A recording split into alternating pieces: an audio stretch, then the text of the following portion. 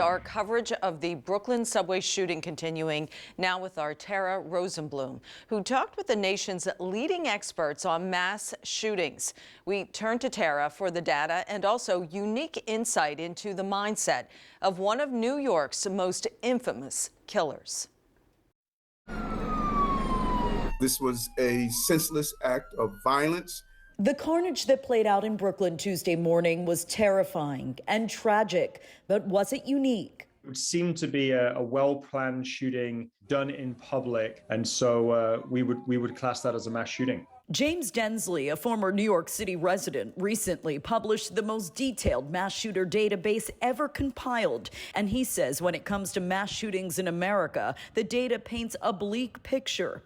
In 2021, there were 611 incidents where 4 or more people were shot in the United States, up from 417 in 2020. 2021 was one of the worst years on record for gun violence. We checked, and the violence continues to spike. Already this year, there have been 131 mass shootings nationwide, including 8 in New York, New Jersey, and Connecticut. Some of the more famous mass shootings in history have occurred in the tri-state area. In Connecticut, you've got the Sandy Hook. There was something called the Walk of Death in New Jersey. If you think about the events today that they occurred at a subway station, it's reminiscent of the Long Island Railroad shooting that happened in 1993. There's a guy with a gun, he just shot some people.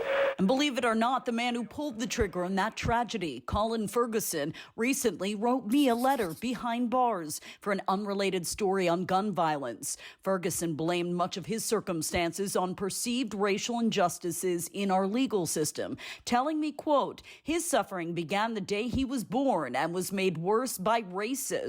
But Densley blames the spike in mass shootings on a long list of other factors. There's more guns in circulation today than there ever have been in history. The global pandemic has sort of exposed a fragile social safety net, leading to sort of rising anger and frustration. And I think that bubbles over into violence that we see out on the streets. And in our subways here in New York. Tara Rosenblum, News 12.